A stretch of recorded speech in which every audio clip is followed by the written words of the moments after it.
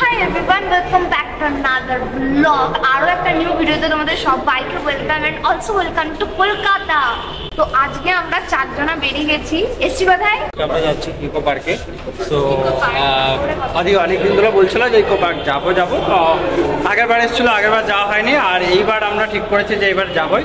এখন বাজছে 6টা, ইকো পার্ক বন্ধ হয়ে যাবে 7টার সময়। 1 ঘন্টার মধ্যে আমরা ইকো পার্ক 1 ঘন্টায় যতটুকু দেখবো, মানে যতটুকু ঘোরাতে পারবো ততটুকু। 6টা বাজেনি, 5:30টা বাজছে। 5:30 ঠিক আছে। একবার এসছি ইকো পার্ক, এদের জন্য আবার আমাকে আসতে হবে। আমিও এসেছি একবারই এসেছি। আমি একবারও আসিনি। তো চলো এখন যাই, ঘুরি, অনেক মজা হবে। ব্লগটা দেখতে থাকো।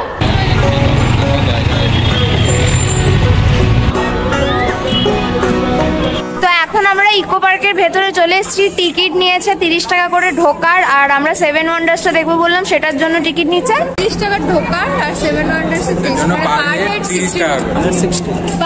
60। তো এনিওয়েজ দুটো মিলিয়ে হচ্ছে পার হেড 60 করে পড়েছে। তো একটু কনফিউজ হয়ে গেছিল। চলো এবার ভেতরে যা যাক, না হালার বন্ধ হয়ে যায় নতুন করে।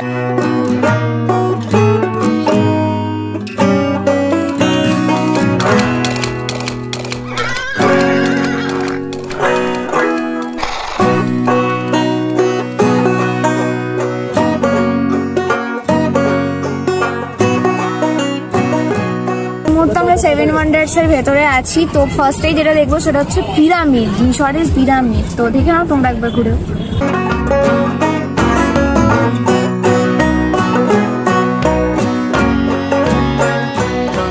এখন আমরা পিরামিডের ভেতরে কিন্তু এন্ট্রি নিচ্ছি। চলো যা যাক।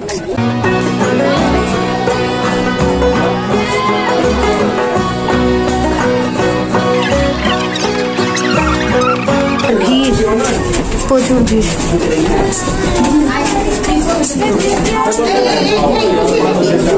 ওকে, নাথিং, কিছুই নেই।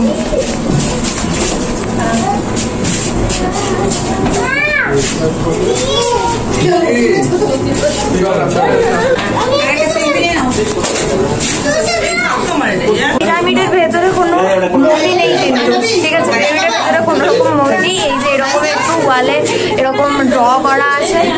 চলো, মমি আছে গাইস, ওয়েট। এই যে, কিন্তু মমি আমি যতটুকু জানতাম সাদা কাপড় দিয়ে মোড়া থাকতো।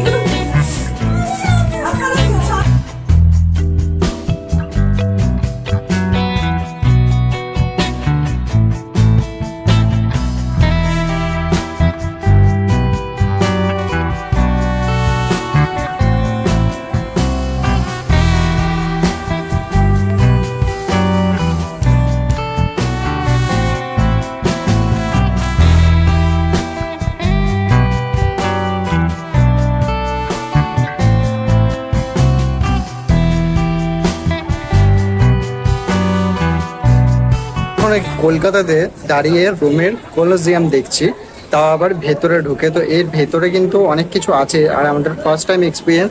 দেখলাম যে কিছু একটু ডিপ টাইপের কিছু একটু আছে মনে হলো। তো চলো এখন ভেতরে যাওয়া যাক।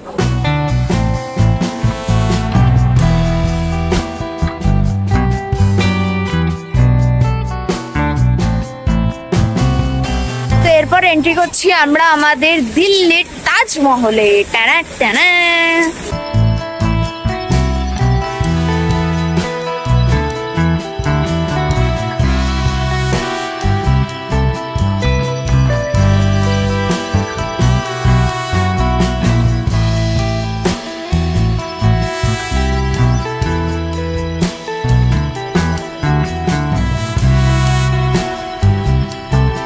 দেখো, আমি না এইটা সিরিয়াসলি বুঝতে পারছি না যে 7 ওয়ান্ডার্স এর কোনটা।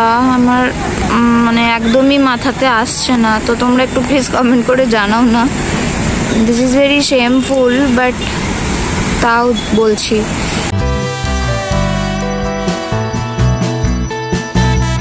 একবার যেটা ঢুকছে সেটা হচ্ছে পেট্রা জর্ডান। চলো ঢোকা।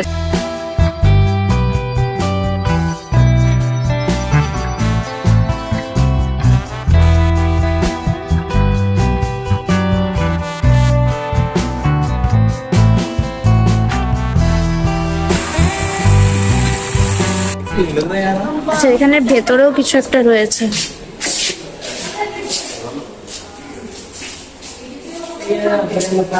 কিছুই না সেরকম। এখন কোথায় আছি আমরা? এখন ভুলে গেলাম যা যা। তো এখন হচ্ছে এখানে এই যে ফটোশুট চলছে।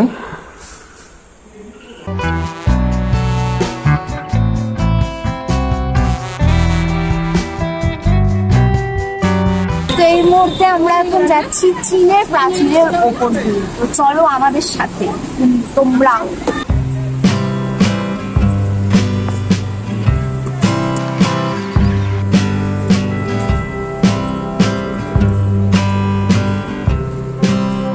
সবকটা কিন্তু কান্ট্রি পুরো একসাথে আছে মনে হচ্ছে।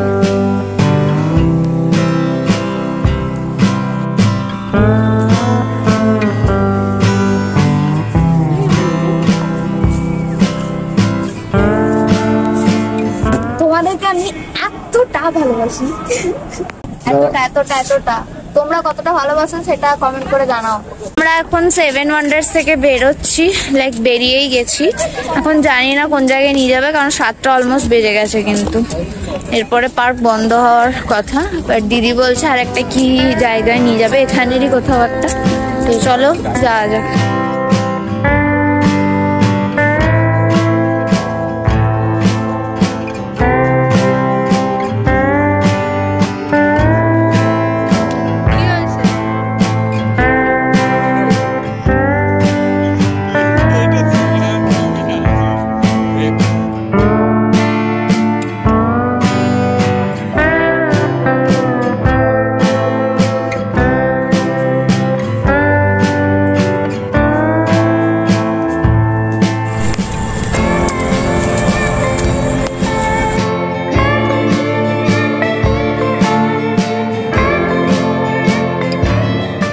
Just looking like a wow, just looking like a wow.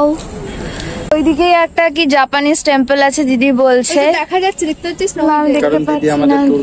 Yes, দিদি আমাদের হচ্ছে ট্যুর গাইড। ওই যে দাঁড়া, লাইট হচ্ছে, আরেকটু এই সাইডে আনতে হবে। ওরে বাবারে, ঠিক আছে পরে দেখে নেবে। হ্যাঁ, পরে দেখা যাচ্ছে না। ওই দূরে রয়েছে আইফেল টাওয়ার, ওই যে একটা ছোট্ট আঙুলে আমি আইফেল টাওয়ারটাকে ধরেছি, ঠিক আছে, ওই দূরে। আর এর মধ্যে সিকিউরিটি বাঁশি বাজাতে শুরু করে দিয়েছে।